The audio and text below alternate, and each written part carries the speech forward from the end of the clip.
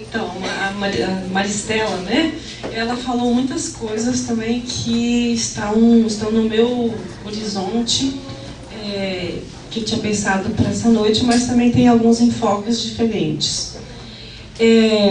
Eu vou fazer uma pergunta para vocês, que é uma pergunta que vocês, que têm alunas e alunos, ou que terão de alunas e alunos, deveriam fazer. Quem aqui tem religião? E quem não tem religião? Minoria, né? E vocês que têm religião, vocês acham que quem não tem religião tem menos ética, menos caráter? Mas não é isso que está no senso comum. Geralmente a gente pensa que quem não tem religião não tem ética, não tem caráter, não é honesto, é bandido, como diz às vezes nas mídias, né? Bom, vocês têm religião, vocês são por acaso de Bahá'í? Tem Bahá'í aqui? Conhecem Bahá'í?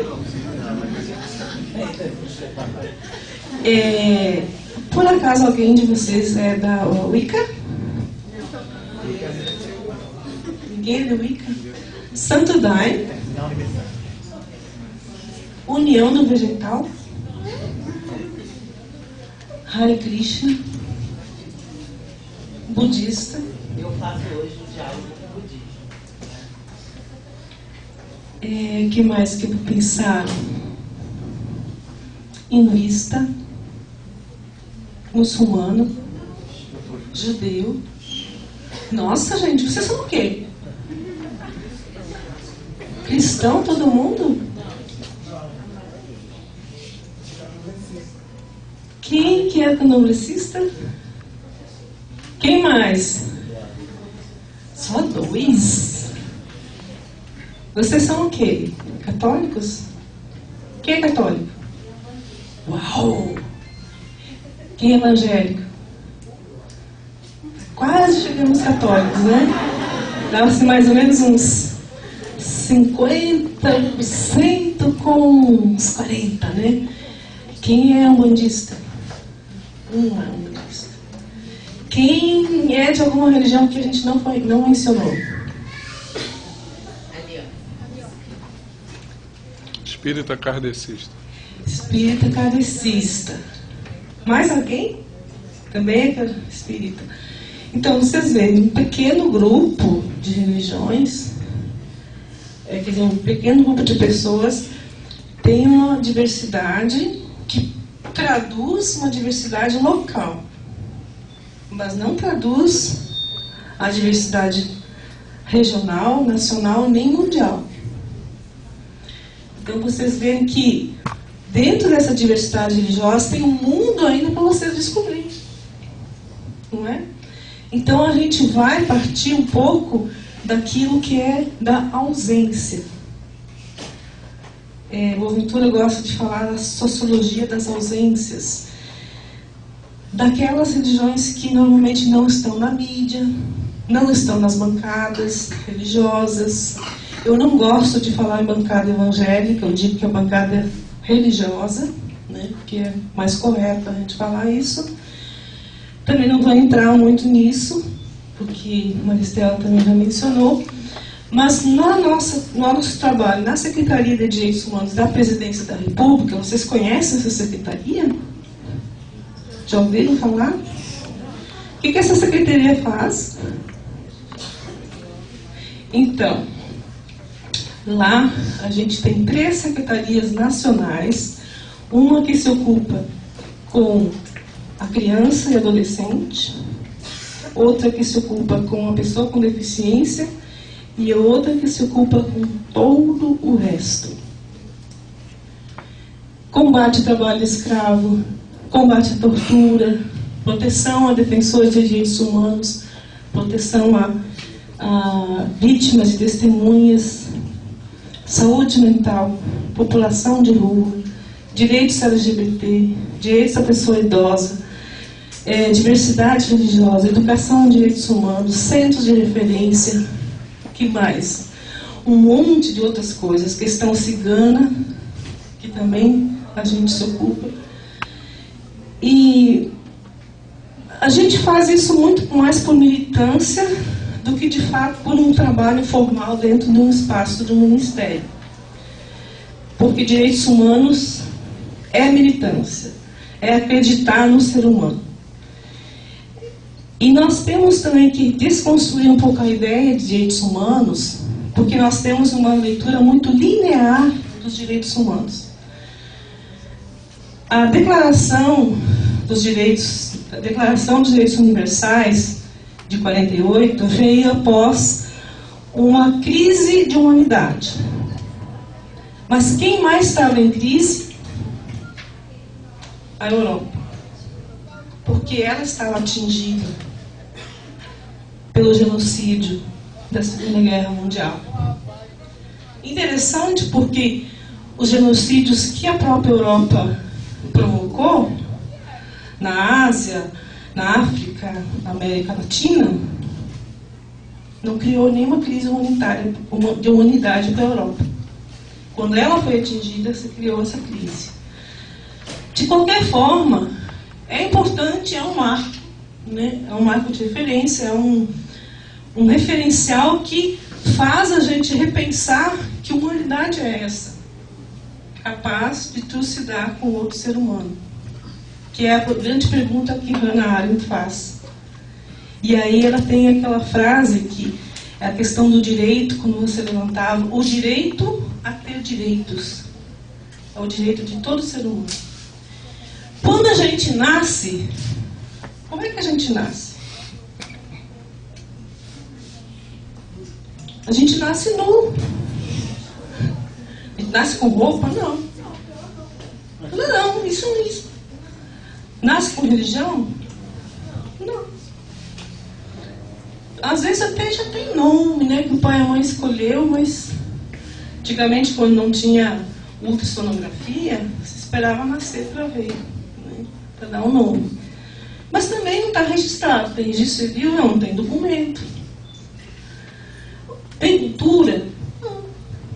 Tem tradição? Também não.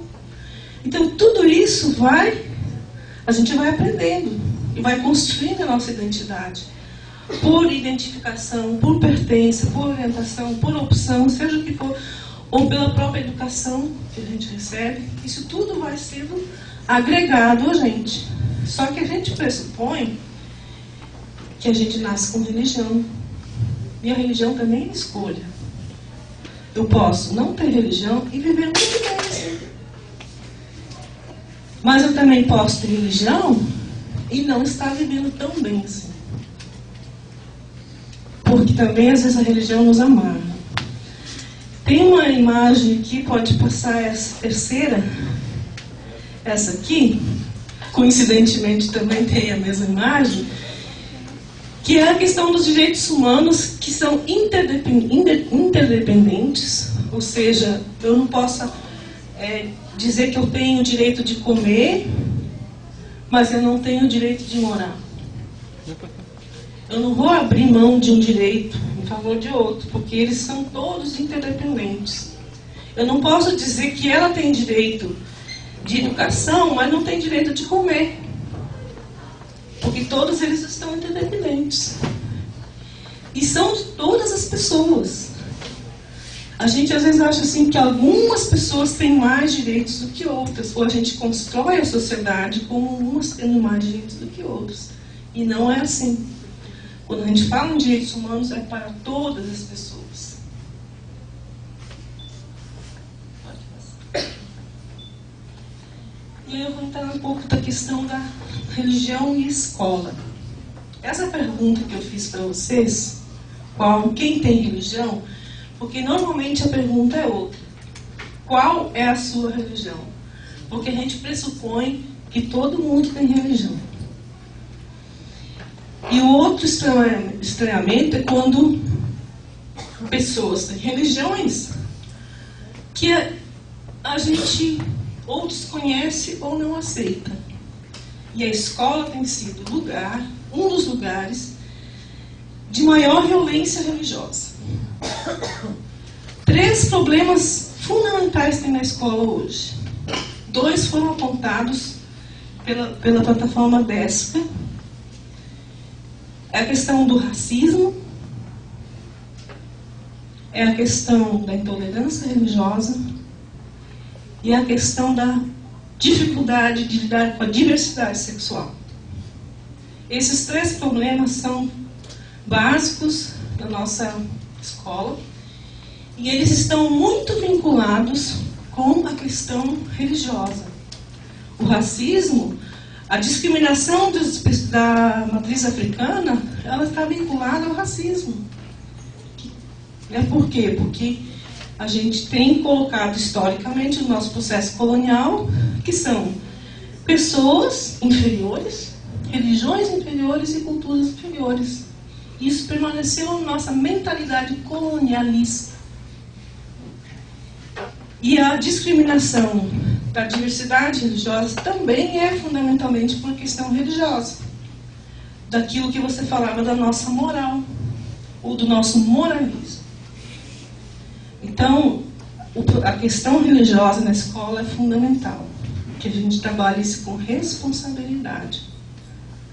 Porque quando você está na sala de aula, não importa seu time de futebol, seu clube, sua religião, seu partido político, você está ali como profissional e você vai trabalhar o mais isento possível com quem você está lidando em sala de aula. Neutralidade não dá, né? Porque isso não existe. Mas o mais isento possível, o mais objetivo possível.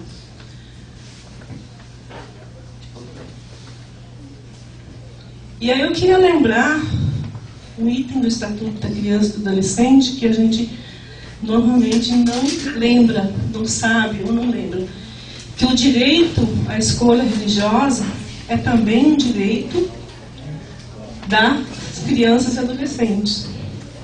Está dito claramente, o direito à liberdade compreende os seguintes aspectos. Aí no terceiro aspecto é crença e culto religioso. Isso é um problema porque nos centros de acolhida, muitas vezes acontecem abusos em relação a que a criança ou adolescente tem que seguir a religião daquela. Muitos deles estão vinculados a comunidades religiosas, aquela fé específica desse centro de acolhida. E aí uma citação de Carlos Fuller, que diz assim: de todo modo, os princípios constitucionais e legais obrigam os educadores todos a se pautar pelo respeito às diferenças religiosas, pelo respeito ao sentimento religioso e à liberdade de consciência, de crença, de expressão e de culto, reconhecida a igualdade e dignidade de toda pessoa humana. Tais princípios conduzem à crítica todas as formas que discriminem ou pervertam essa dignidade inalienável dos seres humanos. Então, ele coloca bem claro que ele precisa se respeitar as diferenças também religiosas dentro do contexto escolar. Aqui, sobre a questão do ensino religioso, também, aquilo que já mencionei antes, também no relatório da ONU, aponta que o ensino religioso tem sido usado de forma inadequada na sala de aula, porque ele continua sendo catequese ou evangelização de determinados grupos religiosos, sem respeitar a própria Constituição, que diz que deve se respeitar a diversidade religiosa e cultural da sala de aula. Artigo 33 da LDB. E aí vem a questão do Estado laico. Será que a gente pode ensinar fé em sala de aula?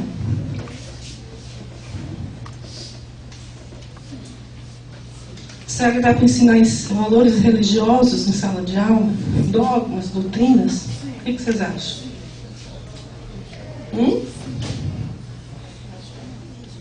Não pode, né? Sala de aula não é lugar de fé. Onde a gente ensina a fé? Na igreja. Na igreja, no templo, Nos tempos. no terreiro, na sinagoga, na mesquita, na casa, na família. Mas sala de aula não é lugar de ensinar a fé. Ensino religioso em sala de aula tem que ser conhecimento religioso, aprender o fenômeno religioso, aprender a história das religiões, como que as religiões se organizam, mas não fé em particular. E a maioria, nosso ensino religioso no Brasil se ensina Bíblia. Se ignora totalmente as outras religiões. Ah, mas na minha sala de aula só tem evangélico católico, então... Mas não é assim. Porque você tem que também aprender daquele que não está. Daquele que está ausente. Daquele que pouco aparece. Que a mídia não evidencia.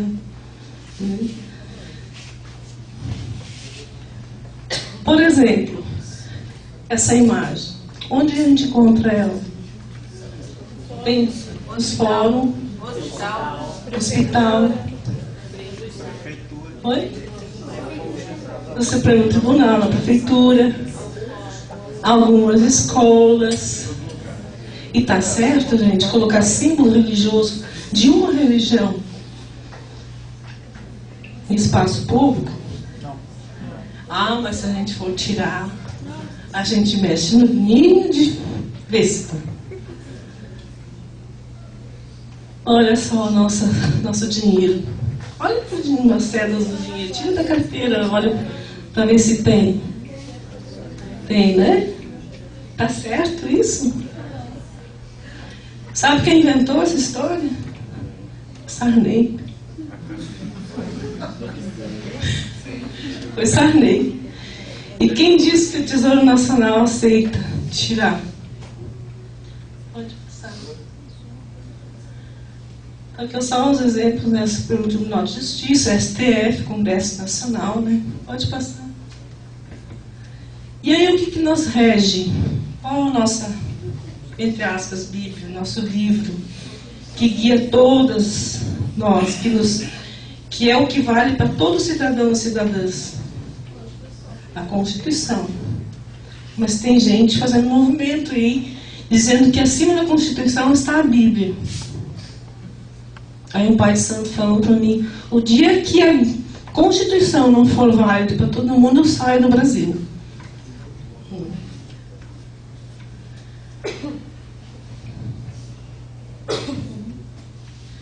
Aqui, ó, é uma propaganda usada a bandeira nacional. O Brasil é do Senhor Jesus. Feliz é a nação cujo Deus é o Senhor. E de quem não é de Jesus? Quem não é cristão? Daí não é do Brasil? Tem que ir embora? Complicado, né? Então, defender o Estado laico é defender a democracia e os direitos humanos de todas as pessoas. Porque a gente só vai ter democracia quando realmente o Estado laico for respeitado.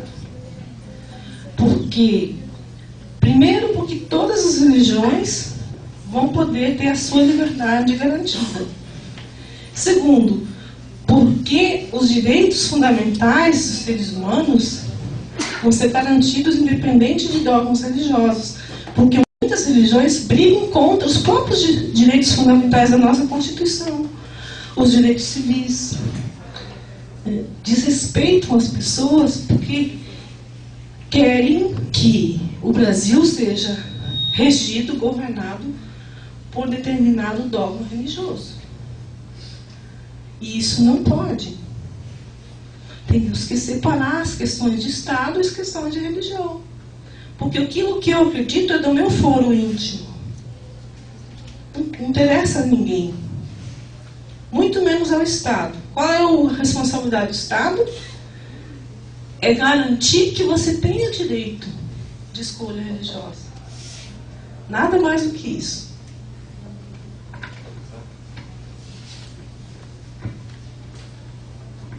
E aí a gente vai entrar na questão da intolerância religiosa. O que será que produz a intolerância religiosa? Por que a gente se torna intolerante com alguém que não segue a mesma tradição religiosa ou a mesma referência religiosa que a gente?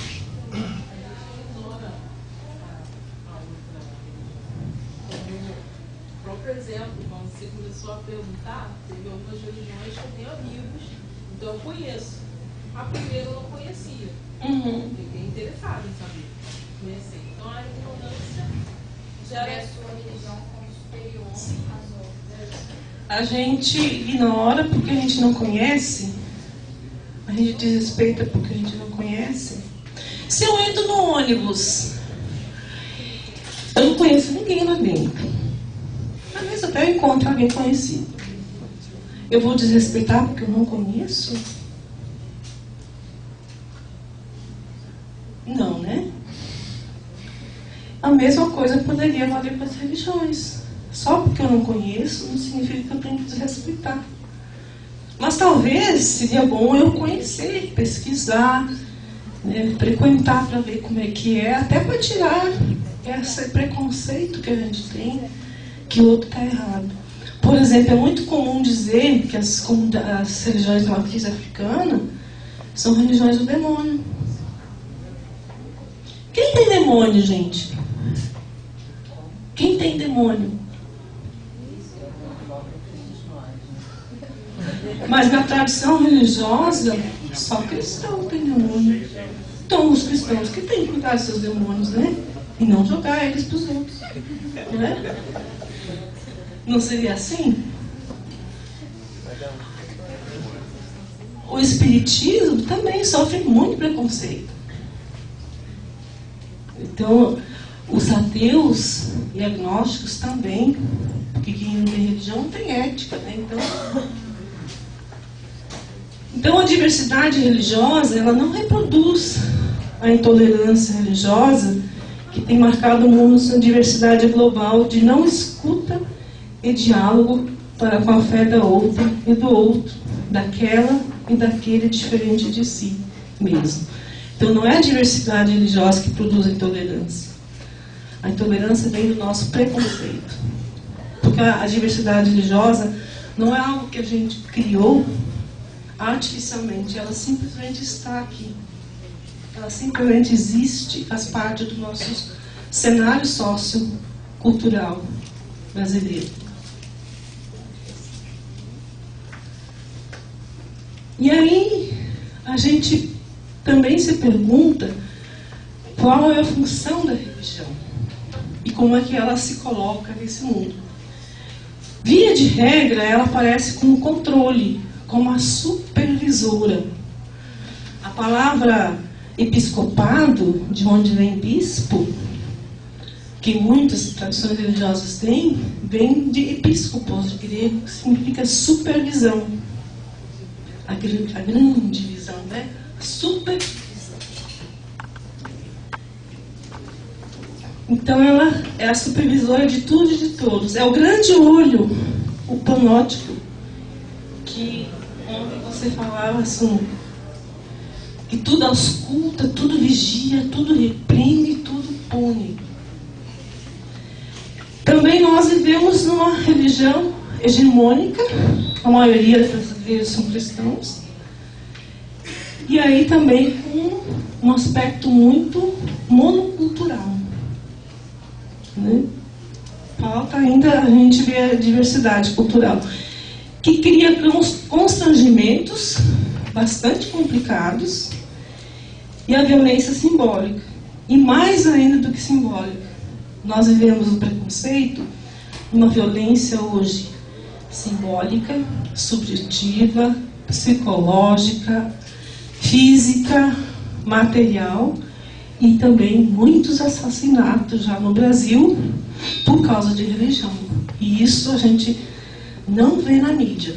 E quem morre são normalmente pessoas negras de candomblé a umbanda.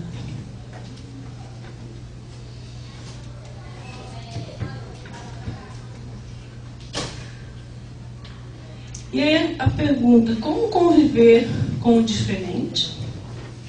Como estabelecer uma relação de iguais com aquele e aquela que não possui a mesma verdade religiosa que a minha?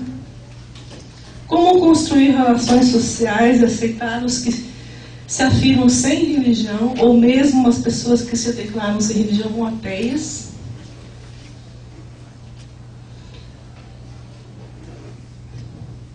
Pode passar.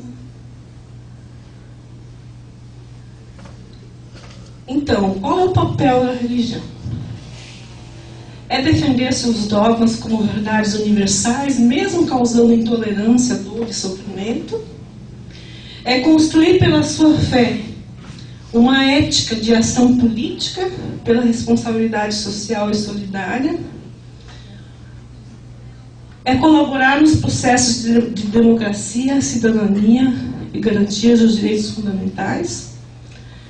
Então, se a religião tem, às vezes, um papel complicadíssimo, ela tem o potencial de fazer coisas que possam colaborar para o processo democrático do país, para o exercício da cidadania, para processos de solidariedade, de responsabilidade, de corresponsabilidade com outros seres humanos. Eu queria dar 2 exemplos.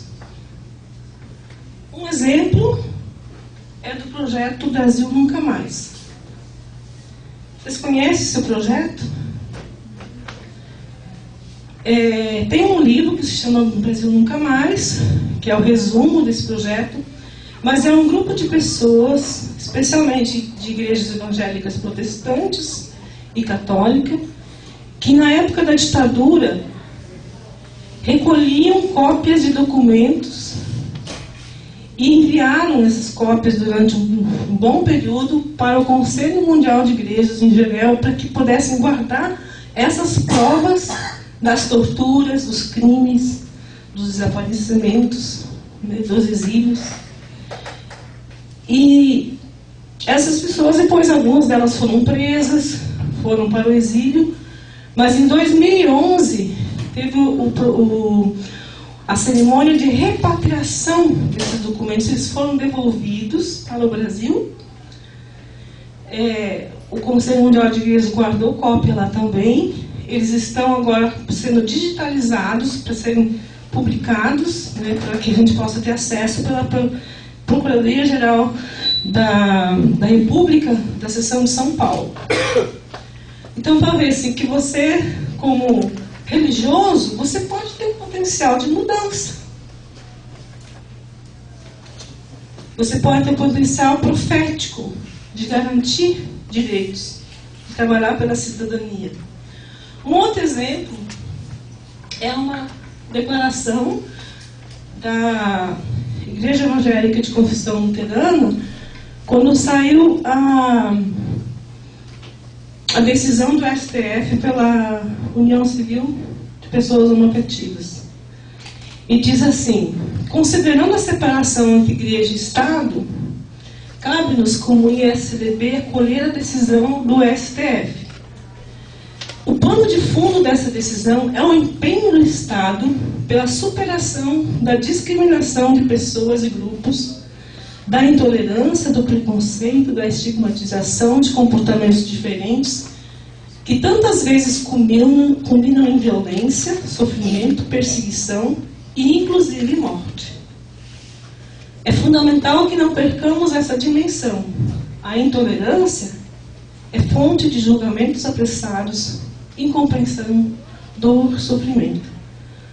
Do ponto de vista do Estado, a decisão do STF quer impedir isto. Ou seja, uma declaração dessas tem um impacto religioso muito importante. Porque ela não olha para o seu dogma, ela olha para a dor, o sofrimento das pessoas. Em contrapartida, muitas outras religiões se colocaram completamente contrárias e até hoje estão lutando contra essa decisão do STF. Querem, inclusive, uma emenda parlamentar, emenda constitucional, para poder impedir certas decisões do STF. Decisões como essas. Então, para a gente ver que a questão religiosa é muito complexa. eu não diria difícil e polêmica, ela é complexa. E por que a gente chega a tudo isso?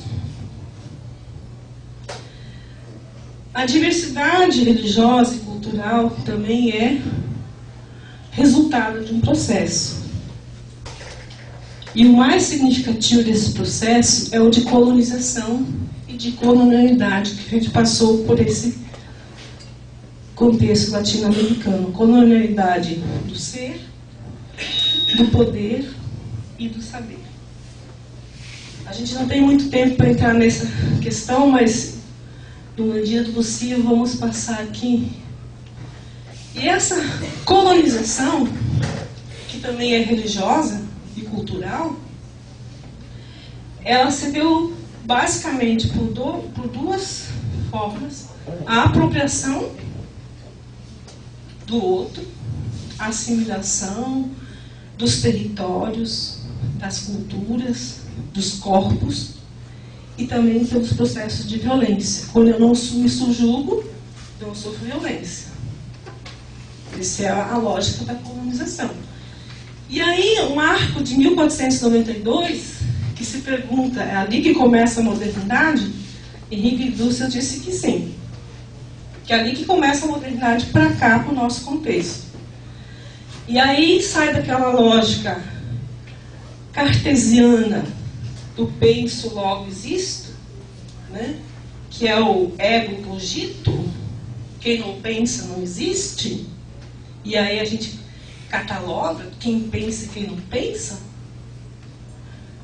para uma outra lógica do Cortés, que quando ele entra no México, ele diz: ego conquiro, eu vou conquistar, eu conquisto.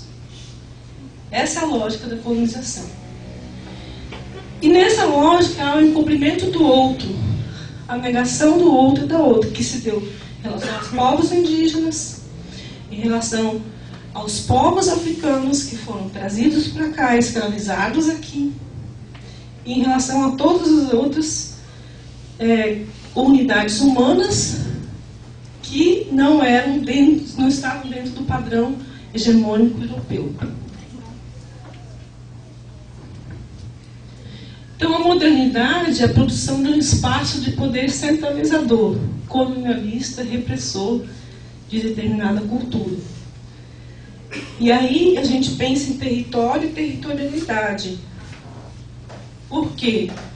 O território conquistado, ele é um território físico, geográfico e material.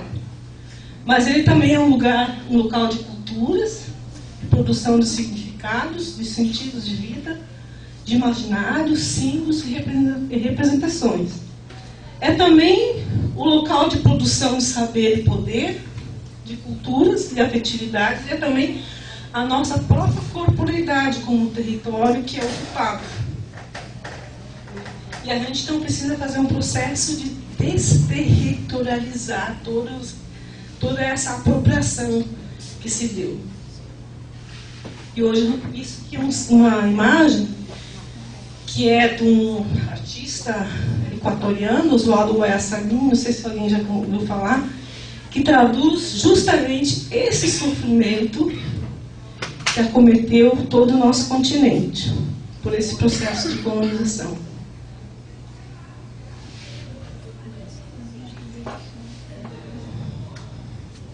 Pode passar. E aí, a monocultura hegemônica, branca, masculina, europeia, cristã, capitalista, mercantilista, versus diversidade cultural. Porque a América Latina já tinha uma diversidade presente, com tantos povos indígenas, com tantas línguas, com tantas etnias. Havia já uma diversidade que foi pouco a pouco sendo subjugada.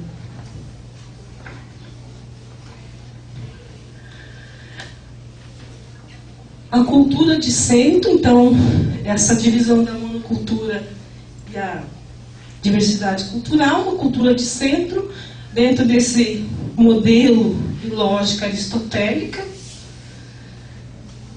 e a cultura cultura periférica, que é aquela que não corresponde e que tem que se submeter a essa cultura, por exemplo, como as de matriz africana e indígena. Então, cristã, masculina, branca, heterossexual, classe média, e assim a gente continua com a mesma lógica. Então a gente precisa o quê? Reaprender a pensar nosso mundo.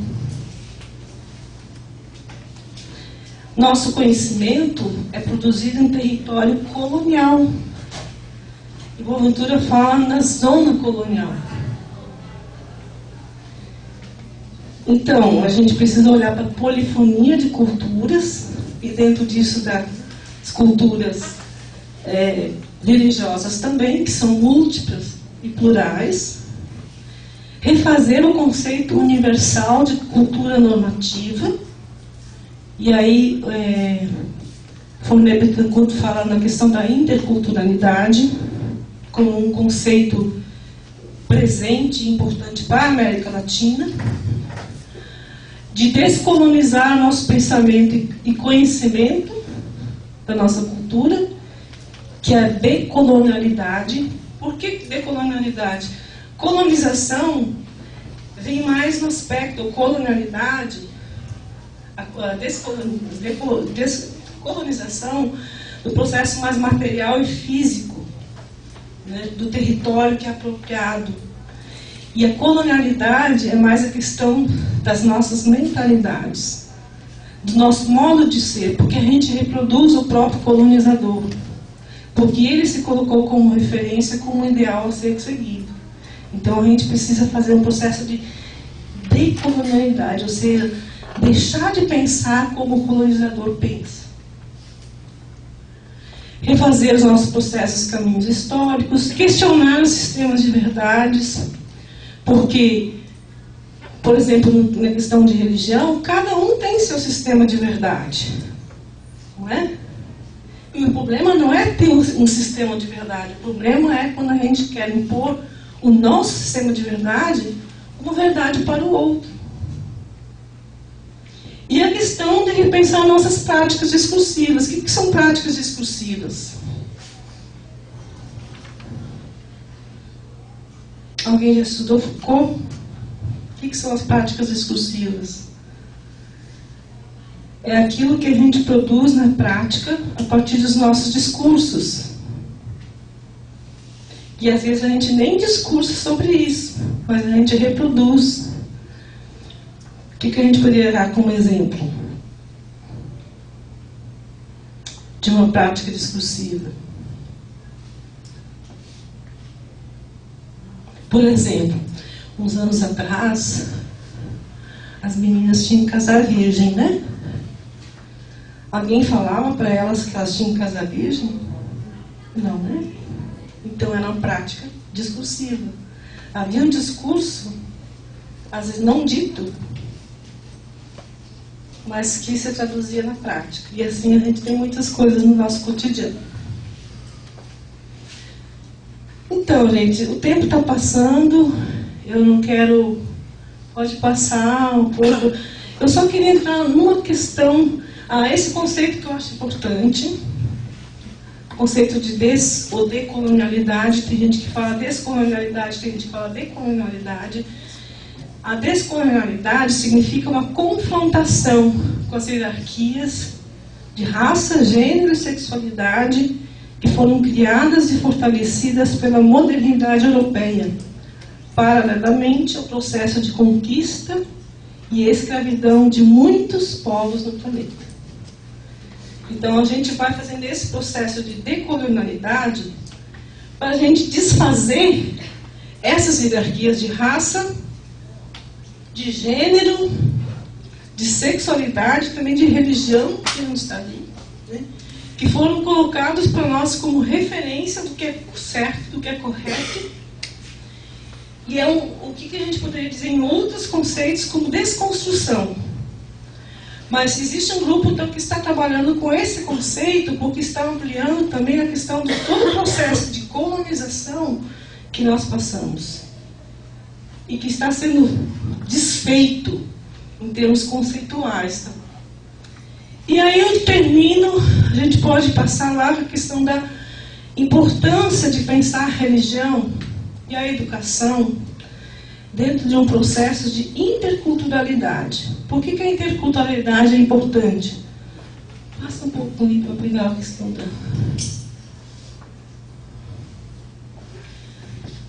Então, a perspectiva da interculturalidade é a possibilidade de ultrapassar concepções universalizantes da educação, tomando a escola como um encontro de diversidade cultural, étnica, de gênero, identidades diversas, de orientação sexual, religiosa, composta pelos diversos grupos socioculturais. Isso é a escola. Eu costumo brincar que aluna e aluno, a gente não escolhe, a gente herda. E essa é a herança da escola. Essa diversidade está ali presente, quer a gente queira, quer a gente não queira. Então, a questão é como que a gente vai lidar com essa diversidade. Então, as diferenças socioculturais se colocam em evidência e desafiam as práticas educativas. Então, o desafio é tecer propostas educacionais adequadas, capazes de promover a interação entre os diferentes grupos, metodologias e processos democráticos, dialógicos e inclusivos, numa perspectiva intercultural. Pode passar. Pode passar.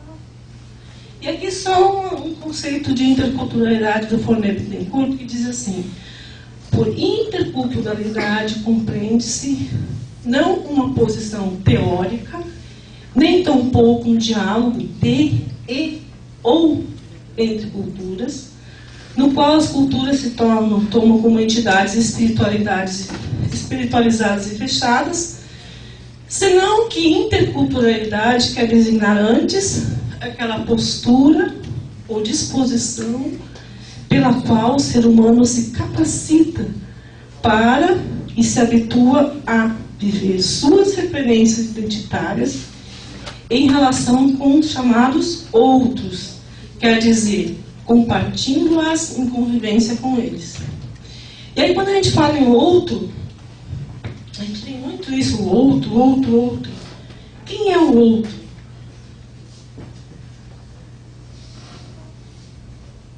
Quem é o outro? Quando eu olho para você, você é a outra de mim. Mas você olha para mim como a outra. E a gente tem muito esse conceito na América Latina do outro, do outro, do outro, sem esquecer que aquilo que para mim é diferente, estranho, eu também sou diferente e estranha para quem me vê, para quem se confronta comigo. Isso é interculturalidade. Pode passar para a gente fechar? Pode passar. Pode ir. Então, eu só queria lembrar de uma questão importante, que é a educação em direitos humanos.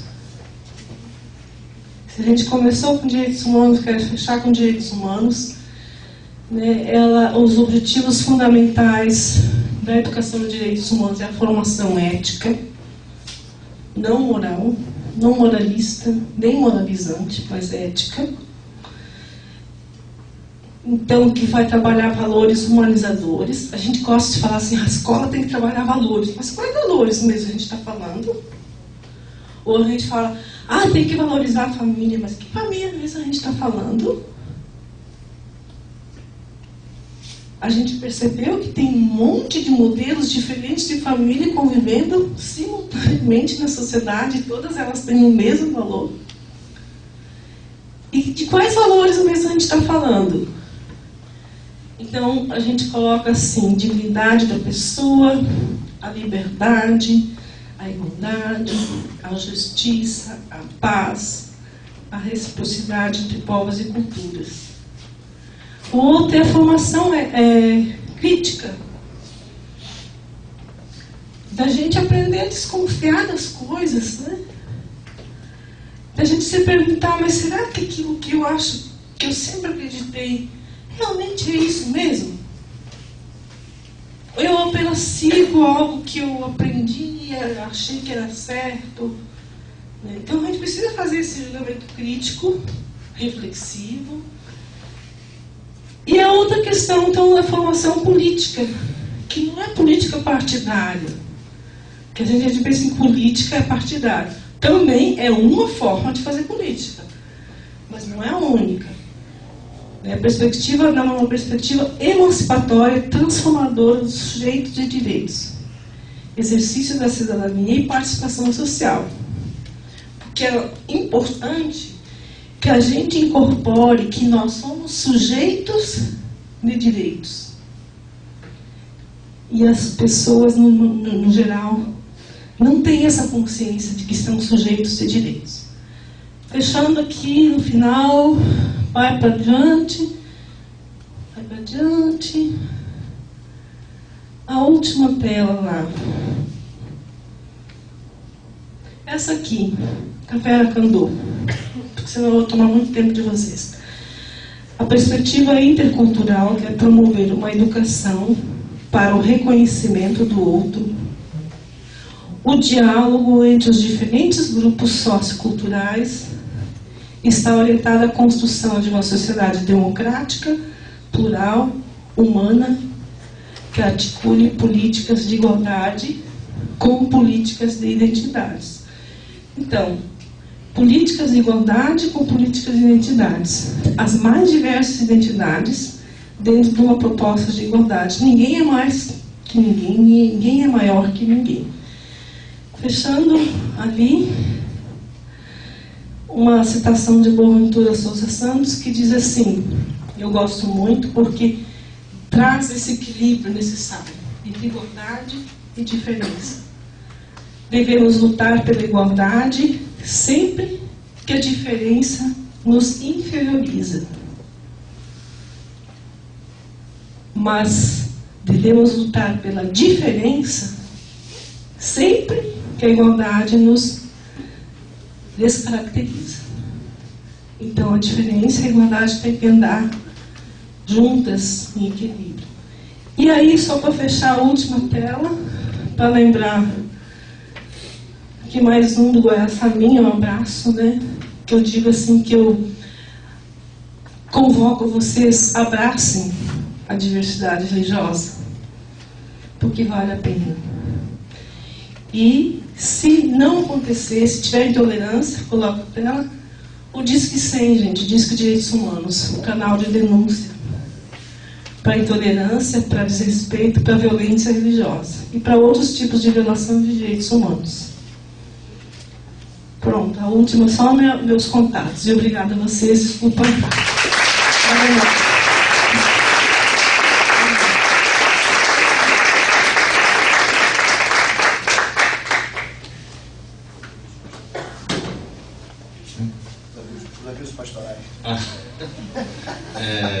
Agora nós vamos abrir para as perguntas de vocês. Quem tem pergunta para a professora Marga, pergunta a fazer a professora Maristela, vocês sintam-se à vontade.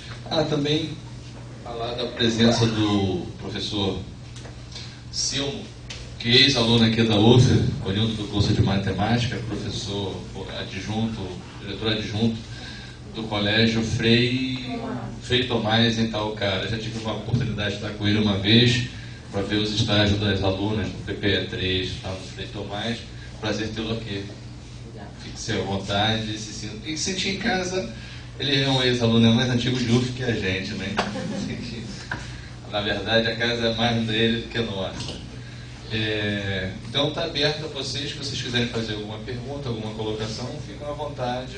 Quem deseja? Mila?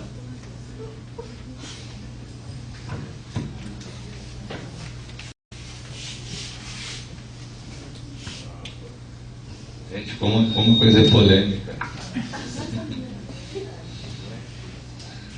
Às vezes não há pergunta, às vezes a pessoa quer... uma observação. Quebrar o gelo, então. Abrir o coração. Vamos lá. Pronto. Então, peraí. Então deixa. Calma.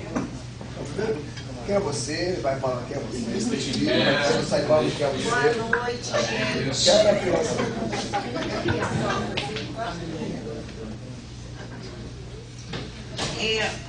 Acho que muitos me conhecem aqui, Eliane. Sexto período de pedagogia. Então, ano passado, eu tive um problema seríssimo com a minha filha no colégio onde ela estuda. Por quê? Ensino religioso. Professora, vou falar o nome da religião, mas não quero que ninguém se leve a mão. Igreja Metodista.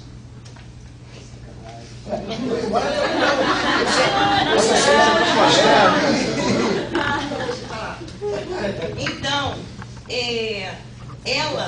essa professora, ela sempre falava, vocês têm que ir para a minha igreja, porque lá que é o lugar certo, lá vocês vão ouvir a palavra certa, papapá.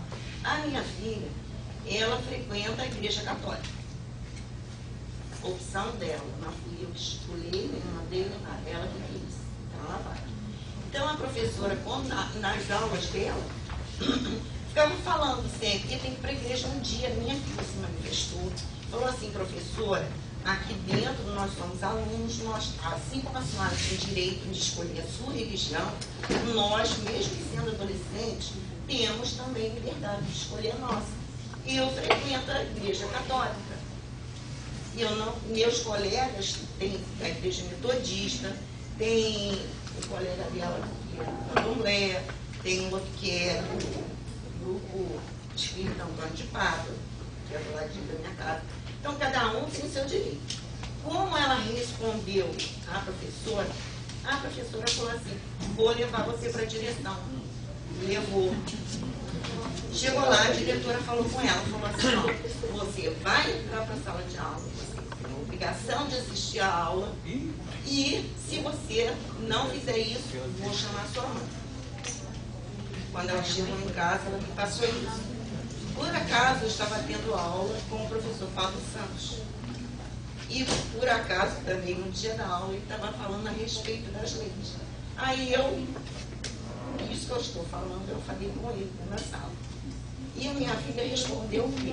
Falou assim para a diretora e para a professora, a partir de hoje eu não assisto mais a aula da senhora. Pode chamar minha mãe, pode chamar quem quiser, eu não vou. E ela bateu o pé na frente. Aí eu expus isso para o professor me mostrou justamente isso aí. Falou assim, você não conhece isso? Eu falei, não conheço. Acho que muitos dos meus colegas naquele dia também, não, muitos não, todos, ninguém sabia dessa lei. Aí o que eu fiz? Quando eu cheguei em casa, conversei com a minha filha, falei assim, ó, conheci, expus o seu problema para o professor Pablo Santos. Ele falou que tem uma lei, vou te mostrar agora. Você realmente, você tem direito de não assistir às aulas, porque a diretora falou que se ela não assistisse às aulas, ela já estaria reprovada em ensino religioso. Aí eu não reprovo essa disciplina, não reprovo. E a diretora simplesmente ficou assim, horror da minha filha. Por quê? Ela está no direito dela. Ela agora está com 17, ano passado estava com 16, quando aconteceu isso. E ela simplesmente não assistiu mais às aulas. E eu falei, Hortência, é o nome da minha filha, é direito seu, você quer assistir? Você vai assistir às aulas. Se você não quer, se está nesse pé, não assiste. Você não vai ficar reprovada, ninguém vai fazer gracinha com você. O que aconteceu? Todos os colegas dela aplaudiram. Por quê? Foi descoberto, através desse problema, eu descobri aqui essa lei, passei para ela passou para todos os colegas, e todo mundo sabe hoje em dia lá na escola. Se a professora ficar puxando brasa, a sardinha para sua brasa, né? Não pode. Então, isso daí são coisas realmente que, coisas assim, está lá no escondidinho que a gente não sabe, que é de um valor assim maravilhoso. Então é isso.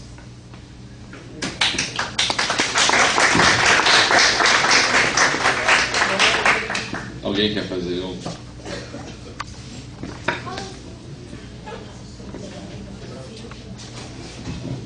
Boa noite, gente. Meu nome é Silvio, sou aluno da pedagogia, primeiro período. e estudo de manhã. Assim, é só uma observação que eu queria fazer, que às vezes a gente não dá destaque, às vezes a gente não mostra o porquê disso acontecer, o porquê de uma discriminação religiosa, até com relação a mim, eu sou cristão, sou evangélico, porque o evangélico ele também sofre discriminação, entendeu? Agora sim, o porquê do cristianismo ou do catolicismo ele está mais evidente do que o candomblecismo.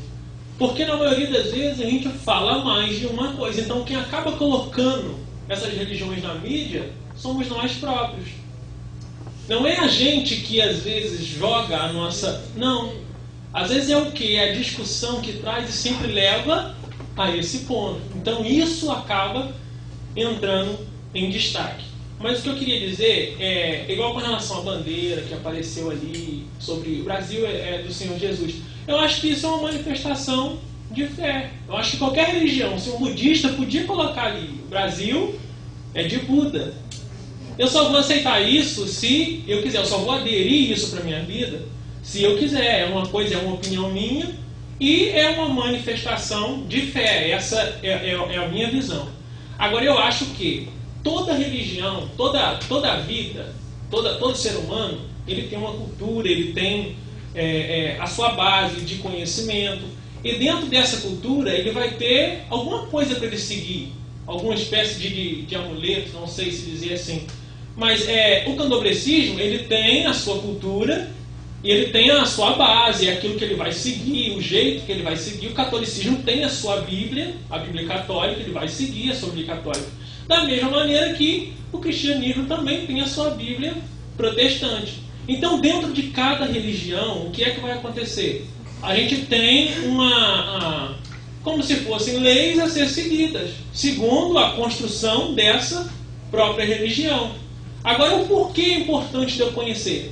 Porque tem pessoas que querem conhecer, sim, o candomblecismo. Eu gosto de conhecer outras religiões, mas querem conhecer para alfinetar quem é candomblé. Não é esse o objetivo. O objetivo é eu conhecer, para eu saber com quem eu estou lidando e conseguir respeitar o espaço do meu colega. Eu conseguir conhecer, calma aí, eu sei que eu vou conversar com o Eduardo, com o professor Eduardo, eu conheço ele, eu conheço a fé dele, e eu sei até onde eu posso ir com ele. Então eu não vou passar do limite, não vou desrespeitar o meu colega, por quê? Eu conheço ele. Então a minha visão é essa, eu quero conhecer por quê?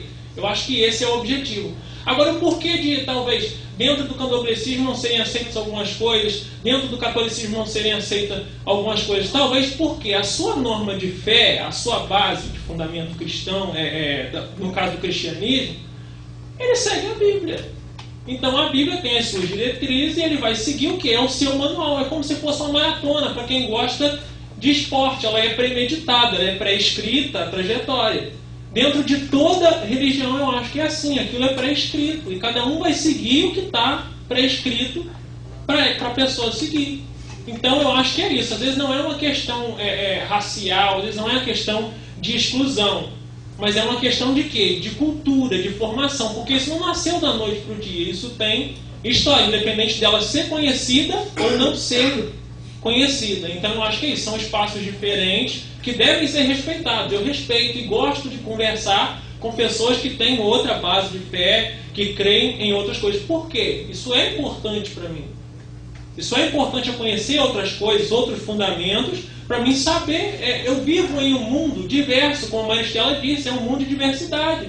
Então, se eu não viver essa diversidade, vai ser impossível eu querer manifestar o que eu sinto ou o que eu quero, porque eu não vou conseguir respeitar o espaço do meu próximo. Essa é a colocação que eu queria fazer.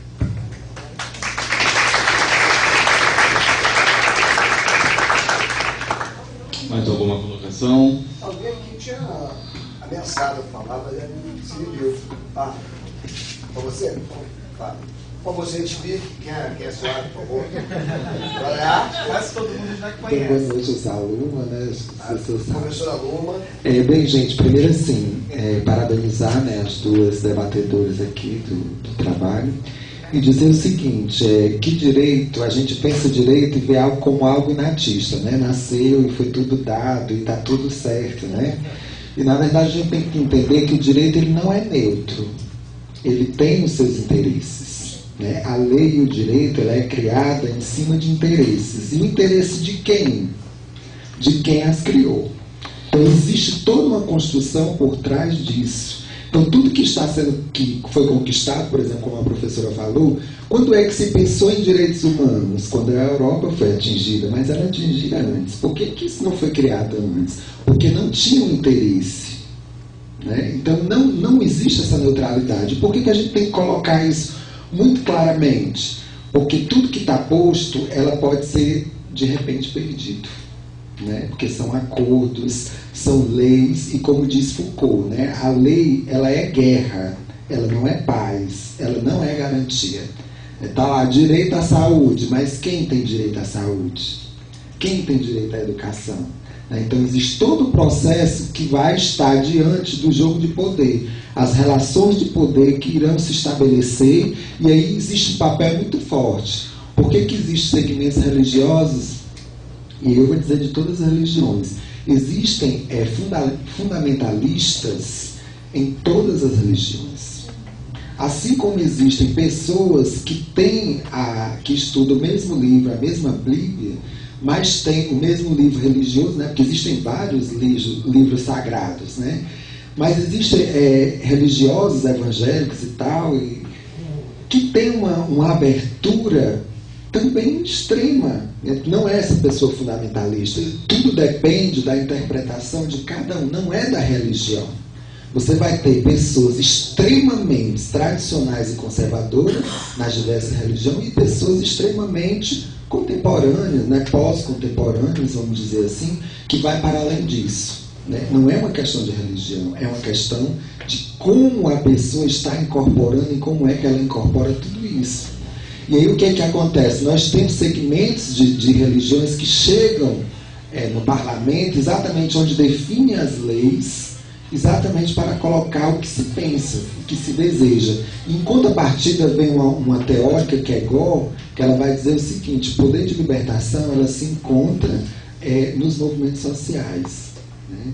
E aí existe também outra, que nós nos deparamos na contemporaneidade, outro perigo que é o próprio Estado se apropriar dos movimentos sociais. Então ele traz o movimento social, coloca dentro do Estado, e aí ele deixa de ser um movimento, ele passa a funcionar como órgão do Estado, e aí sob controle. Então qual será a nossa linha de fuga?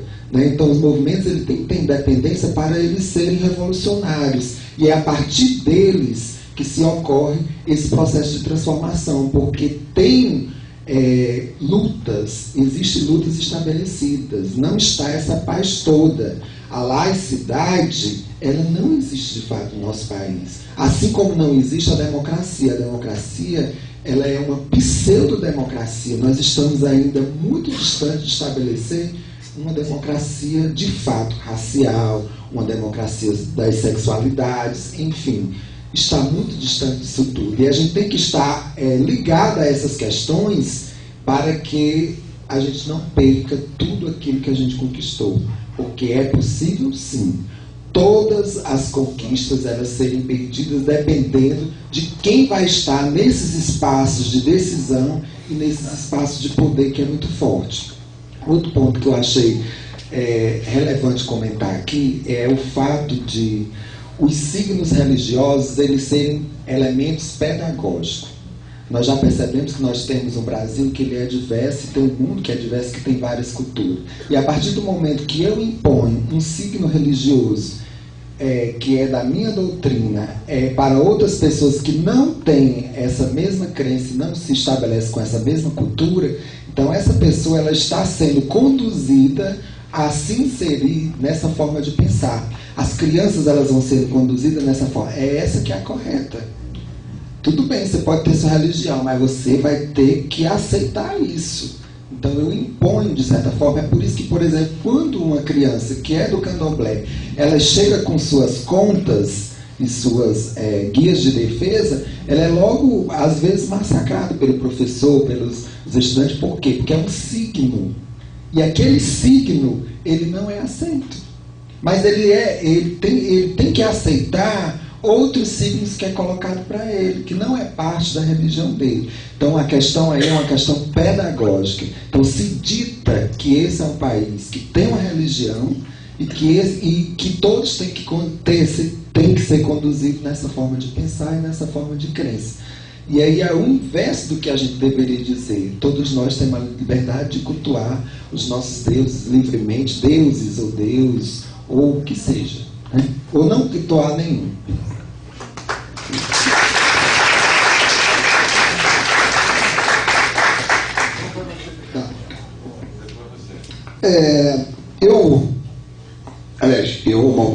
Nós, quando pensamos em trazer as professores para falar sobre direitos humanos, como professores da pedagogia, é exatamente porque nós sabemos o quão perversa a escola ela é. Não é que pode ser, que ela é. A escola, na prática, ela é perversa. E, em geral, a minha em especial, a mim me incomoda, e todo mundo aqui sabe o quanto eu sou descaradamente cristão, o quanto eu acho que Jesus é um cara maneiro, coisa e tal, papapá.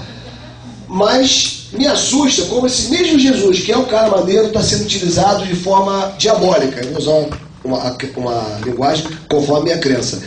E a coisa ficou tão cristalizada que, por exemplo, embora eu respeite profundamente a sua opinião, eu fico horrorizado quando eu vejo como é que é? Jesus, como é que é? O Brasil é de Jesus, né? O Brasil é de Jesus, para poder ser, mas essas coisas aí. A utilização de um símbolo mas o que mais me assusta é que se fosse assim, o que é Brasil? É Jesus? Eu tenho até dificuldade, eu sou evangélico mesmo. Isso, Senhor Jesus. Só que o Senhor Jesus, que é colocado, não foi aquele que morreu na cruz, que abriu mão. É o da espada de fogo, é que homossexual vai para o inferno, enfim, tá? Que as pessoas que estão levantando esse símbolo não tem nada, esse papo de direitos humanos tem nada a ver com as pessoas. Eu até adoraria, legal, Jesus é aquele mesmo que morreu na cruz, que falou para prostituta, vá e não peque mais, que falou para aquele bonitão lá, como é que é o cara? Do mancebo, larga tudo e me segue. O cara picou a mula. Ele sabia que o cara estava perdendo, mas é com ele. Não é esse Jesus, é o Jesus do pau de arara, porque nós não podemos lembrar, muitos de nós, eu faço questão de estar fora, sonhamos com um presidente evangélico, mas nós tivemos um presidente evangélico, sabia? Já tivemos. Sabe qual foi a religião do... Aí eu vou pôr abaixo da grande cintura. O Ernesto... Não, o pior de tudo, se é que é possível pior. O Médici. O Médici é evangélico, sabia? Se você não sabe quem é o Médici, veja, ele é evangélico. Ou seja, a profissão de fé dele não significou nada. Ele esteve atrás, junto do que existe mais abominável. De mais abominável. Por outro lado, ela até me entregou dizendo que eu sou metodista, e eu sou metodista, agradeço a Deus por ser metodista. Nós tivemos, nesse evento que teve na Praça da Sé, vocês talvez não tenham se dado conta, mas o Arielvaldo Padilha, que faz parte da Comissão da Verdade, ele teve que metodista, teve que fugir, foi torturado, fugiu do Brasil. Por quê? Ele, como cristão, não queria compactuar com aquelas coisas que estavam acontecendo, e eu tenho a honra de conhecê-lo pessoalmente, ele não compactua com isso. E ele, como eu estou falando, nós metodistas, somos visceralmente contra o ensino religioso na escola.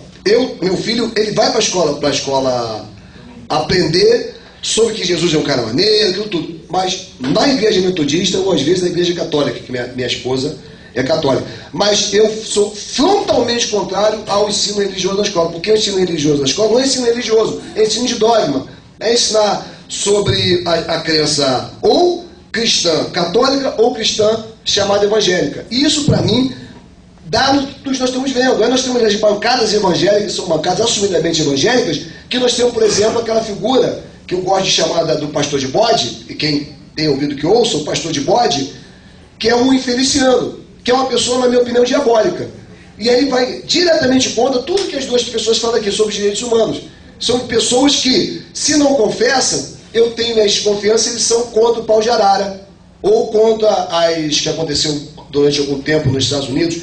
Aliás, eles são realmente a favor das, como é que chama? Terapias corretivas. Sabe o que é terapia corretiva? Entre outras coisas, é uma tortura psicológica que vai fazer com que o gay deixe de ser gay e a lei deixe de ser lésbica. Uns tentam botar pombagira para correr, como se faz bobagem no nome do Senhor, né? E outros são aquelas coisas mesmo. Tem uma figura lá em Brasília, aqui no Rio de Janeiro, nós dizendo que nós somos bons em preparar as criaturas, que queria dinheiro público para criar clínicas terapêuticas de recuperação. Dinheiro público. Pô, isso para mim, eu fiquei horrorizado e envergonhado. Então, eu acho que nós temos que tomar muito cuidado para não sermos ingênuos, e quem está na universidade perdeu os direitos de ser ingênuo. A princípio tem de desconfiar de tudo, tem de desconfiar de todas as verdades, tem de desconfiar de mim, tem de desconfiar de mim quando eu falo, inclusive agora. Justamente, a primeira suspeição sobre você mesmo. Então, quando nós falamos de direitos humanos, não dá para pensar em direitos humanos, só pensar, porque pelo que eu vi até agora, da fala de ontem e hoje, não dá para pensar. O homofóbico é o mesmo que é contra os direitos humanos, é intolerante religioso. Se nós pensarmos o ser humano de forma holística, não dá para separar. Ou nós, realmente, respeitamos os outros radicalmente, ou nós vamos, mais uma vez, igual assistir, vamos fazer o papel do capataz, vamos fazer o papel do torturador, se não for física, é moral e simbolicamente. Então, acho que, independente da nossa crença aqui, e aqueles que não têm, é respeitar o outro. Ponto. Não tem outra saída. Essa menina. Deixa eu só fazer uma observação. Como praticante e pesquisador das religiões afro-brasileiras, apareceu a nota, e está na Constituição. E foi o senhor Sarney que colocou. Sarney nunca foi católico, nunca foi protestante, nunca foi evangélico. Sarney é candomblessista, só que no Maranhão tem outra dominação. Ele, inclusive, é dançante, como eles falam lá, seria aquele que incorpora. E, na verdade, ele coloca aquilo ali para ficar 50 anos mandando no Maranhão, porque o golpe fez 50 anos agora. Então, há 50 anos, e quem conhece o Maranhão, não só São Luís, como o interior, sabe o nível de miséria que aquela população vive, de exploração. Então, há 50 anos, a família Sarney manda no Maranhão e se usa muito, agora no Amapá, esse tipo de subterfúgio. Então, você tem a sua profissão de fé, eu tenho a minha, mas nós temos que ter muito cuidado com a diretora da escola que proíbe. Será que é só uma relação de fé que ela acredita realmente naquilo, ou as relações políticas na rede fazem com que ela tome aquela postura porque ela quer se perpetuar no cargo? Essas são as questões. Ou porque eu quero a viatura da prefeitura, que é o ônibus escolar, levando meus fiéis no final de semana para o culto. Então nós temos que ter cuidado entre aquilo que é a dimensão religiosa e a forma como as pessoas se ocupam do espaço público, da coisa pública. Então, um exemplo claro é o senhor Sarney, como o senhor Bolsonaro. O senhor Bolsonaro nunca foi à missa, nunca leu a Bíblia. Aquilo é uma escória. Conheço ele do tempo que eu servi na Brigada Paraquedista, mas o seu discurso moralista de Araque faz com que alguns grupos acreditam que realmente ele acredita naquilo, que ele acredita naquele livro, quando na verdade ele quer manter os benefícios da família militar. Se eu morrer amanhã, Ana Rosa vai ter uma pensão de merda, mas o Brasil ainda paga a pensão da Guerra do Paraguai para alguns grupos. Você tem uma série de benefícios. Quem conhece o Rio de Janeiro bem, o pessoal fala muito do período que o atual prefeito mandava no Detran. Mas lembra na época que nós estávamos na UEM e trabalhamos no Detran, terminamos o curso de Ciências Sociais, a forma como esses grupos gostam de se aparelhar da coisa pública para viver do dinheiro alheio. Porque quando eu briguei com o mundo acadêmico, eu fui trabalhar no Detran, era a época do Coronel Garcia, e esse tipo de curriola mandava, então era impressionante. Todo mundo que tinha filha, a filha trabalhava no Detran. Necessariamente não aparecia para trabalhar, mas recebia. Então a gente tem que ter muito cuidado com esses profetas do Apocalipse, que muitas vezes não acreditam naquilo que nós acreditamos, mas usam da nossa fé, usam daquilo que nós acreditamos para tirar determinados benefícios que são os mais espúrios possíveis. Então a gente tem que saber fazer esse discernimento. Não estou falando em relação a você, mas eu estou falando em relação a todos nós. Nós temos que ter um discernimento sobre isso, identificar dentro dessa esfera que é extremamente complexa, que é um campo de tensões muito grande na nossa sociedade, onde estão os oportunistas e onde realmente estão aqueles que realmente acreditam naquilo e que usam aquilo como prática, como você colocou. É a minha fé, eu acredito naquilo e ajo daquela forma. E agir daquela forma não é usar o ônibus escolar para ir para um culto numa outra igreja, não é aparelhar uma escola, porque na verdade eu tenho interesses do dinheiro da merenda e outros recursos mais, Você, como vice-diretor, você sabe que fica hoje um diretor, se não tiver um bom adjunto, ele não dirige a escola porque ele tem que ficar na frente da tela, justificando cada gasto que a escola faz. E mesmo assim as pessoas desviam, que é uma coisa complicadíssima, com todo o controle, o mau uso da verba na educação. Então a gente tem que ter muito cuidado com determinadas falas muito imediatistas, muito fáceis de serem assimiladas, mas que têm um objetivo muito ruim. Bia? Só enquanto a Bia não pega o microfone, só para você entender uma coisa grave, sem ser sábio, 70% ou 80% do pessoal do BOP, todo mundo sabe o que é o BOP, né? Então, BOP, o sistema carcerário como um todo, é feito de evangélico. O BOP, a maioria é evangélico. Que evangelho é esse? Tropa de elite, osso duro de roer, pá, que bota no saco, pá. É evangelho. Foram os nossos alunos, porque nós dois demos aula na Academia de Polícia Militar. O Braz, que era o porta-voz, foi nossos alunos. A grande parte foi meu aluno na Academia de Polícia Militar. Evangélicos iam ao culto domingo. Praticantes realmente acreditavam naquilo. Pessoas muito legais. Não eram caras canalhas, não eram mau caráter, mas a prática do BOP, quando entra na comunidade, principalmente à noite, não é das mais cristãs. Enfim, precisava comentar isso que eu vou comentar agora, principalmente, né, pela fala belíssima das duas professoras, depois da Luma dizer realmente que o Brasil ainda não é laico, a escola ainda não é laica. E depois da fala do professor Eduardo, principalmente, dizendo que de professar sua fé, eu não vou lembrar o termo que você falou, mas que você disse, dessa questão da fé num espaço público, e aí eu precisava compartilhar isso com vocês para a gente problematizar e pensar realmente em como agir, porque eu acredito que não seja a única vivenciar esse tipo de situação.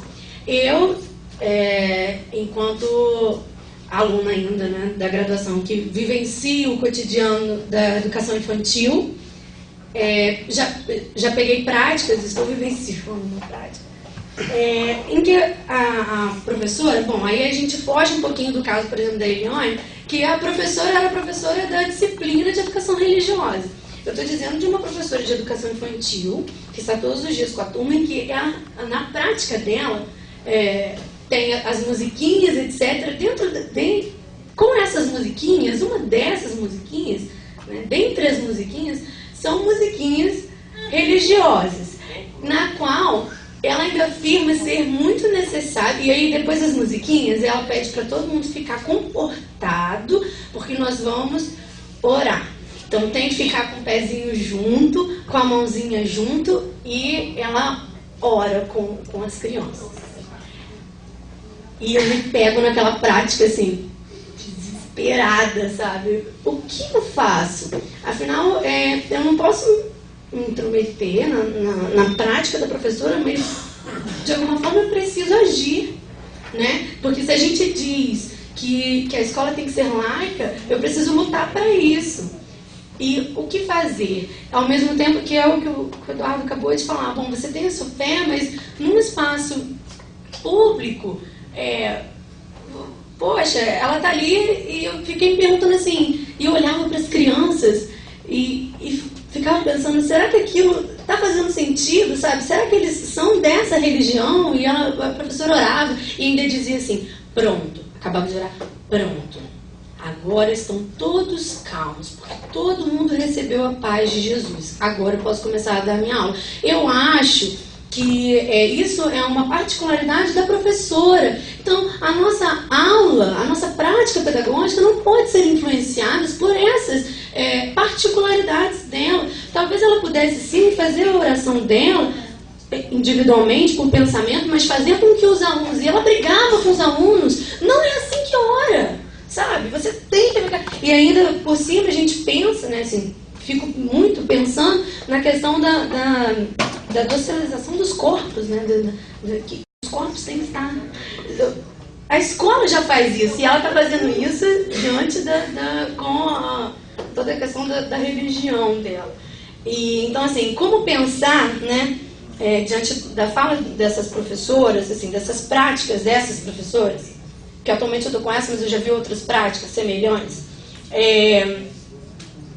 como agir, sabe? Como dizer a essas professoras e professoras que estão na prática que, olha, não é interessante você fazer isso, porque talvez a gente falando assim, aí que tá, a gente se coloca numa posição delicada. Como falar com esses professores e professoras que aquilo que eles e elas estão fazendo, que é o que eles se legitimam, assim, que é importante, eu acredito que realmente ela acredite que é importante que ela faça isso na prática pedagógica dela. Mas como dizer que aquela prática dela, aquela ação dela, precisa parar, ser freada, ou que ela não pode fazer? Eu não sei, assim, me ajudem, vamos pensar junto, porque não é só essa prática que existe. Eu queria pegar aqui um pouquinho, só porque eu queria falar uma coisa para ela e aproveito e falo para você. Na verdade, quando você fala, Beatriz, né? Quando você fala o que dizer para ela, uma coisa que eu queria chamar a atenção. O que a gente deve dizer para a gente? Né? Porque a gente quer dizer para os outros, mas nós somos professores. Né? E o que me preocupa, com sinceridade, é menos o aspecto religioso, mas é o aspecto que eu vejo em um número maior, tá, de casos, dos processos de infantilização dos alunos de um modo geral, sabe? Porque, por exemplo, você pode citar um ou outro caso que tenha essa explicitação religiosa, mas de um modo geral a educação infantil, ela continua educando com aquilo que Guattari fala, são 3 pontos: vergonha, medo e culpa. O Foucault e Guattari, eles vão falar isso o tempo inteiro. E isso não é o outro que faz, é a gente que faz. Né? Então, quando você falou que a professora reagiu à sua aluna, eu fico pensando, nós como professores, não sei se é só porque um aluno questiona a prática religiosa. Porque, de um modo geral, né, não estou falando da UF, eu passei por outros lugares, os alunos se queixam do autoritarismo dos professores, de um modo geral.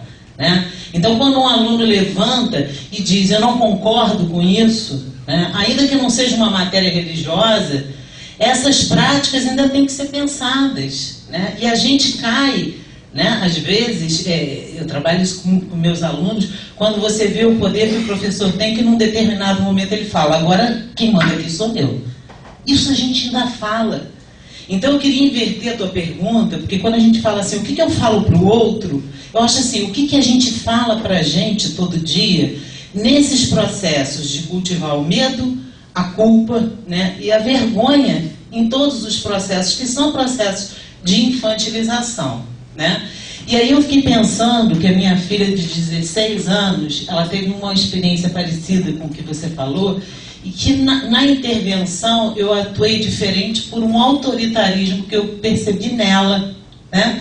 Ela estuda numa escola católica, ela sabe disso, ela poderia falar, eu não quero, mas ela sabe. E tem umas irmãs católicas, e na aula de religião ela é uma pessoa, como assim, faz parte da juventude, o ceticismo interessante, né? E ela disse que ela ficou de costas na aula, e aí a professora falou, olha, se você vai ficar de costas, você tem que sair. Né? Então ela sai e encontra a freira no caminho e fala para a freira, eu não acredito em Deus, eu tenho o direito de não ficar, porque eu não acredito em Deus e não acredito no seu caminho. Né?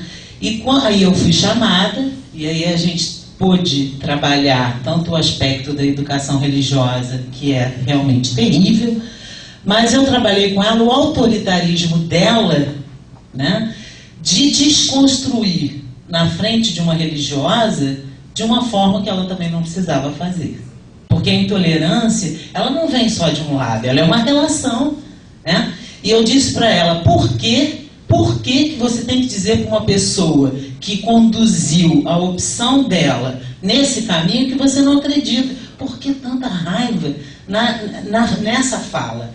Então, ali, naquele momento, eu busquei trabalhar a relação, e eu acho que isso a gente não faz, né? A gente acusa os alunos, a gente acusa os professores, e a gente não se trabalha em termos de relação, né? Então, assim, finalizando, a única coisa que eu penso o tempo inteiro é que está na hora da gente não dizer para o outro aquilo que ele precisa, mas da gente estar... jamais vou usar a palavra policiar, as pessoas falam isso, eu não gosto, você tem que se policiar. Eu não vou usar o paradigma, que eu não acredito. Mas eu acho que a gente tem que, precisa pensar nesses processos de subjetivação, né? E que às vezes a gente se diz emancipatório, isso me preocupa mais, essa fragmentação entre os discursos e as práticas.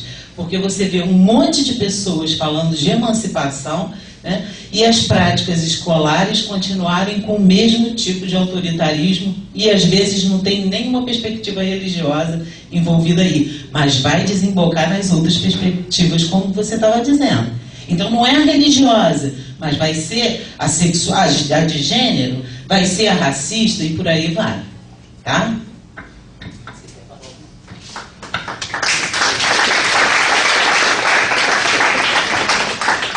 Bem, o que vocês colocaram está dentro de uma perspectiva que eu tentei trabalhar, que é esse processo de colonização que a gente passou. Nós fomos colonizados, nossos corpos foram colonizados, nossos pensamentos, né, nossa forma de ser, nossa forma de pensar. E dentro disso há um modelo de ser, há um modelo de saber, né, e um modelo de poder, que você tem que se adequar. Quando, por exemplo, você diz que ela coloca lá a questão da lei, não precisava ser a lei. Podia ser por uma questão de razoabilidade, né, de bom senso. Mas você tem que ter uma lei porque nossa razoabilidade está... É o seu Disque 100 no final. Aí você precisa ter um Disque 100 para denunciar violações de direitos humanos, porque você não consegue ter um mínimo de razoabilidade nas nossas relações. Então, você fala da questão do conhecer. Eu acho que é importante conhecer. Não precisava ser necessário conhecer para respeitar. Mas como o nosso preconceito colonialista é tão grande, a gente realmente precisa conhecer e aprender com a diversidade.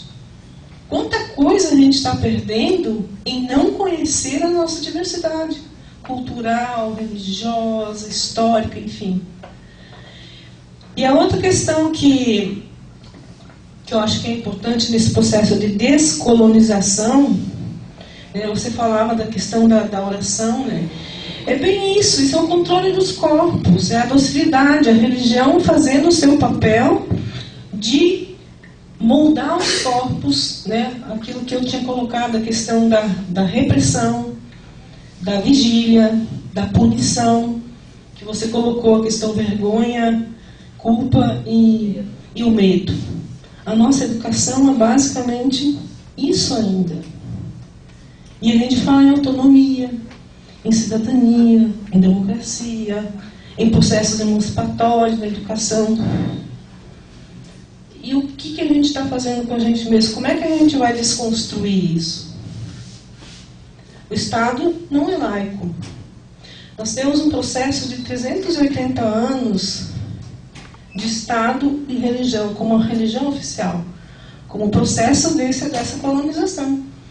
E só 125 anos de Estado não laico, de Estado laico. Então, a proporção ainda é muito desigual. Né?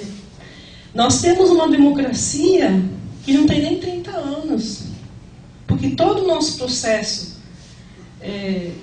de nação sempre foi uma monarquia, a república veio por um golpe, porque o primeiro presidente republicano era um militar. Depois a gente teve sucessivas ditaduras civis e militares. Então nós temos menos de 30 anos de democracia. Então a gente está aprendendo ainda a balbuciar a palavra democracia. A gente nem sabe, o nosso povo, a nossa nação nunca experimentou democracia. Então ela é frágil, ela é pequena, ela é recente. Mas ela precisa ser assegurada, gente. Nós corremos um grande risco de perder essa pequena democracia que a gente já conquistou. E a religião tem colaborado substantivamente para isso. Eu não digo nem dos fundamentalismos, eu digo dos fanatismos religiosos. A incitação ao ódio, gente, está crescendo tanto. Em termos de 10 dias, nós tivemos um terreiro de Jurema queimado no interior de Pernambuco. Nós tivemos uma mulher linchada em São Paulo, com a argumentação de que seria uma bruxa, uma feiticeira. E um pai de santo assassinado, porque ele estava, bem na hora que ele estava fazendo a sua oferenda. E mais um lá em Manaus assassinado, em 10 dias, gente. Isso que a gente sabe. Olha que a gente não sabe. O que nós estamos fazendo com os outros? Com base na religião. E eu acho que essa mulher de São Paulo, as pessoas que lamentam não pelo linchamento, lamentam porque foi engano. Exatamente. É o mais chocante. Que é o mais chocante. Lamento porque mataram a pessoa errada. Então, o que a gente está fazendo com o outro? A incitação ao ódio na internet, gente, é enorme. Como é que eu posso pregar que eu não aceito outra religião, que eu tenho que matar, que eu tenho que eliminar? Ou como é que eu posso pregar que eu tenho que passar uma sarrafada em quem é homossexual? Como é que eu lido com a diversidade religiosa, naquele que a gente diz que é o Jesus, que você estava falando?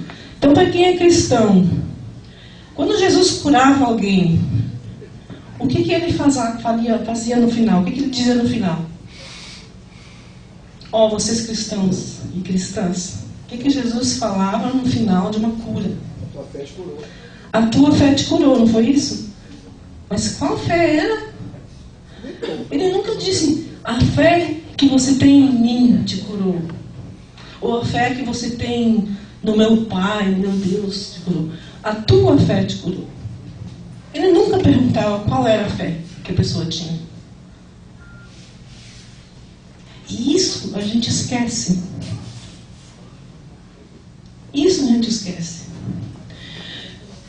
Quem conhece o livro de Atos, quando Paulo entrou em Éfeso, o que aconteceu lá? Paulo e Silas.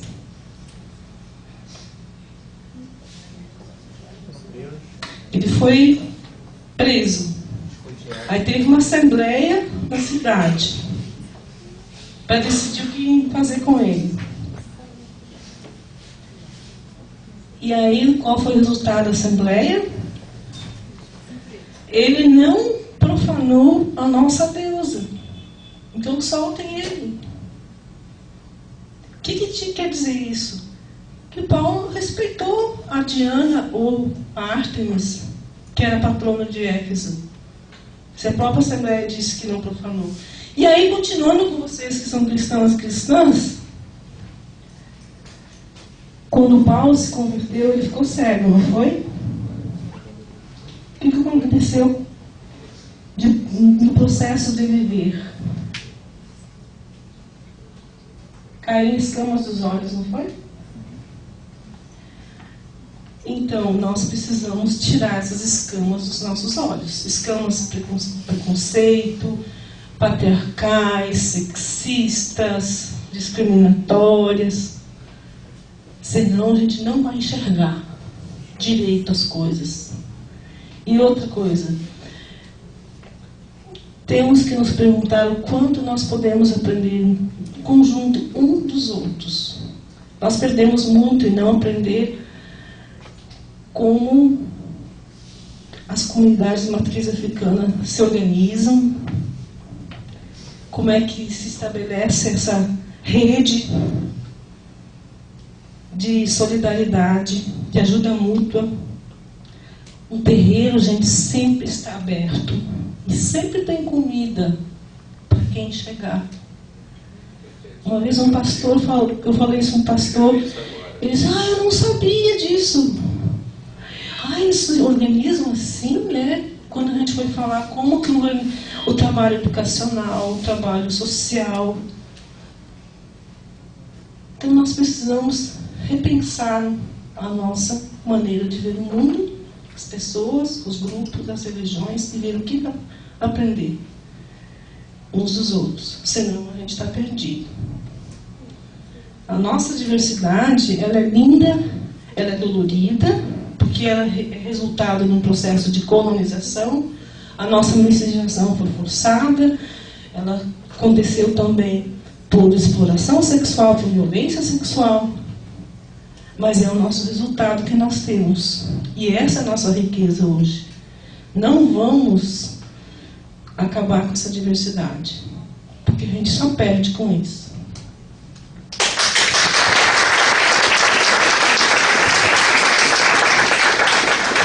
Bem, só uma... Não dá para dizer que eu escrevi um artigo, não. Tem um livro que eu deixei aqui, deixei 3, que tem um artigo que eu escrevi falando sobre socialização no terreiro, em que fala justamente isso, que é o espaço da acolhida e da comida. Fome. As pessoas têm fome e matam a sua fome dentro dos terreiros. Você pensar esse espaço, você pensar ele de uma forma muito mais ampliada. Conhecemos pouco. Foi uma das minhas preocupações da minha tese de doutorado. Não falar da religião, mas falar do praticante, que nós muito pouco conhecemos. Na verdade, de todas as religiões. No Brasil se fala muito da religião e pouco do praticante. Conhecemos pouco dos praticantes de todas as religiões. Das religiões afro-brasileiras, mais ainda, principalmente porque existe uma carga de estigma sobre ele que faz com que nós tenhamos um véu e que não nos permite enxergar todas as suas dimensões. Agradecemos muito a presença das duas professoras, agradeço muito a presença de vocês, a gente sabe o quanto isso é delicado, mas é engraçado. O nosso curso, eu sou casado com uma ex-aluna, o nosso curso é de excelente qualidade. E quando eu vejo a mesa de ontem, a sua fala, quando eu vejo a fala de hoje, e já projetando o que nós vamos ter amanhã, o quanto o curso de pedagogia da UF Santo Antônio de Pádua, ele está caminhando num sentido de nos colocar numa posição muito favorável. Não só a Jaqueline, outros alunos do nosso curso, quando viajam e têm contato com outras realidades, eles percebem o quanto o nosso curso, a qualidade do nosso curso e das discussões que nós temos trazido, elas são muito boas e têm possibilitado uma formação de muita qualidade. Bia está lá atrás, concordando, teve agora há pouco em Santa Catarina. Né? Então, assim, o nosso curso é um curso de excelente qualidade e nós estamos caminhando no sentido de consolidar isso. Até brinquei com a Luma ontem que na discussão de gênero, acredito que daqui a uns anos, nós vamos ser um espaço de referência na discussão no Rio de Janeiro sobre a relação gênero, sexualidade e educação, com certeza, já que a Ana Paula, recém-concursada, que vem para o curso de Educação do Campo, também discute gênero, uma discussão de muita qualidade, um currículo já consolidado. Isso vai nos dar muitas possibilidades. Então, mais uma vez, agradeço a todos vocês. A universidade sempre de porta aberta para acolhê-los. Espero que nós tenhamos a oportunidade de estar com vocês aqui novamente, em outros momentos. Uma coisa que o Rolf deve colocar depois para vocês, o Diversas Diversidades está acontecendo pela primeira vez, mas a ideia é que ele continue com uma formatação mais acadêmica, que no próximo ano tenha apresentação de trabalhos acadêmicos de alunos e de pesquisadores, com comitê científico e tudo aquilo que tem, até porque com a vinda do mestrado para cá, nós temos que dar uma áreas mais acadêmicas às nossas atividades. Muito obrigado, uma boa noite para vocês. Amanhã, para finalizar, resumir essa história, nós vamos ter diversidade étnico-religiosa. Desculpa. Racial. Mas é uma curiosidade, só uma curiosidade que eu lembrei.